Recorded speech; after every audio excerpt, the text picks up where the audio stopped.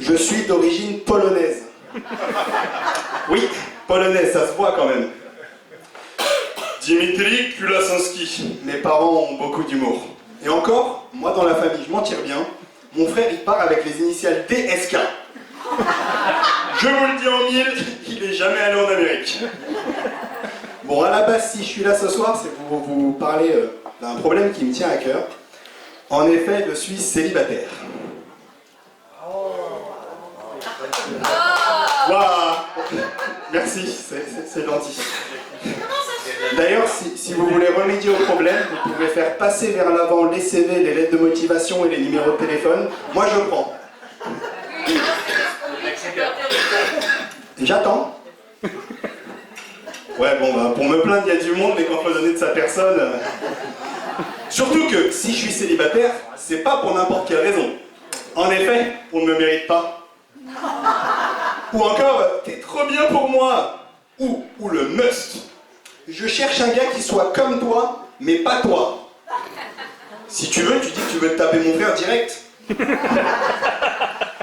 En plus, vous imaginez, ça se passerait comme ça, mais au travail. Oui, monsieur Kulasinski, votre CV est parfait. Vous répondez absolument aux qualifications pour le job. Mais on ne peut pas vous prendre. En effet, on ne vous mérite pas. Et des fois, c'est une amie, et on essaye de faire que ça devienne une petite amie, et ça marche pas. À partir de là, vous rentrez dans la friend zone. Je sais pas si vous connaissez. Oui. Pour expliquer pour les gens qui connaissent pas, à partir de ce moment-là, vous avez un sex appeal de plantes. Et en plus, des fois, vous avez le forfait hotline des cœurs brisés. Dès qu'elle a un problème, c'est vous qui l'appelle. Et au travail, ça donnerait un peu le... Oui, monsieur Kulasinski, vous vous souvenez de nous? On est l'entreprise qui ne vous a pas pris la semaine dernière. On a pris quelqu'un d'autre à votre place, et il fait pas le travail. Pour tout vous dire, il ne vient même pas. Ah, par contre, on n'est pas là pour vous prendre, mais on continuera de vous appeler pour se plaindre, sans rancune, hein. Bon, après, moi, je me suis dit, l'amour, ça va venir un jour, et en tant qu'informaticien... Oula, j'ai failli faire une bêtise. Dire que j'étais informaticien. À partir de là, vous devenez le dépanneur universel. À l'école, vous apprenez à faire un routage NACPAT TCP/IP avec un sous-réseau. Ça va, vous suivez? Bon, j'avoue, si j'ai fait des études, c'est pour pouvoir au moins une fois dans ma vie balancer des phrases compliquées. Et on vous appelle pour j'arrive pas à faire fonctionner mon scanner.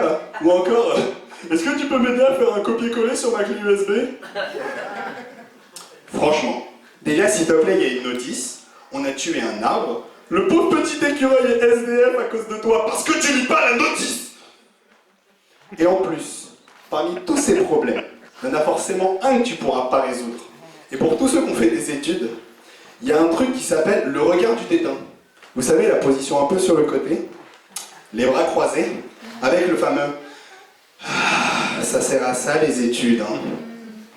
Bon, à la base, je voulais vous parler de mes passions, et dedans, on retrouve les jeux vidéo. Est-ce qu'il y a des gens qui jouent dans la salle? Voilà. Et le problème, c'est qu'aujourd'hui, les jeux vidéo, c'est connexion internet, des milliers de gens en ligne. Mais comment expliquer ça à ses parents quand on est gosse? Je vous dis pas le nombre de fois que j'ai vécu la situation du « Dimitri, on mange! Je peux pas, je suis en train de jouer !» Eh ben t'as qu'à mettre pause et venir. Mettre pause. Un jeu en ligne. J'ai essayé une fois dans ma vie. Allô, je suis bien chez le siège social du jeu. Est-ce que vous pourriez faire pause, s'il vous plaît? 10 millions de joueurs? Ils peuvent pas m'attendre? Non? Ah bah ça se voit que c'est pas vous qui vous tapez les parents en colère, hein. En plus, pour la petite blague, c'est mon père qui m'a mis aux jeux vidéo. Parce que mon père, c'est un geek. Vous inquiétez pas, c'est pas une insulte. Ça arrive à tout le monde. En fait, pour résumer, ben, il fait du jeu de rôle avec moi, il joue aux jeux vidéo. Mais mon père, c'est comme un téléphone portable. Par moment, genre, il a la 4G, toutes les barres de réseau, et au moment où tu as besoin de lui, il fait réseau indisponible, veuillez réessayer. Et dans ces moments-là, je ne sais pas quoi faire.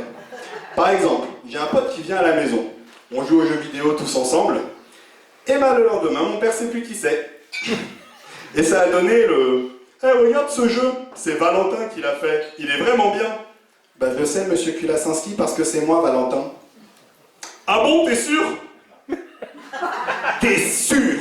Il s'attend à ce que mon pote lui réponde: ah ben monsieur Kulasinski, c'est votre maison, c'est vous le chef de famille, je peux changer de nom si vous voulez. Hein.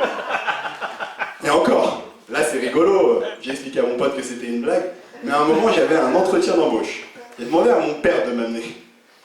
On commence à rouler, 10 minutes, 20 minutes, je vois l'heure qui défile, et à un moment il me lance un regard et il me fait: ah ben en fait je regardais pas la route, je ne sais pas où on est.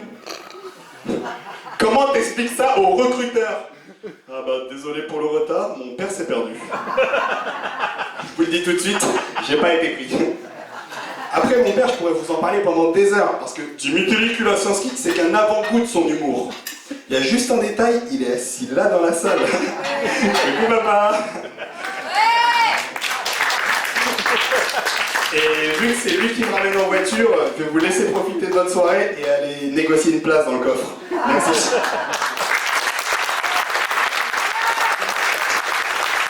C'était Dimitri. Quelle est l'actualité de Dimitri?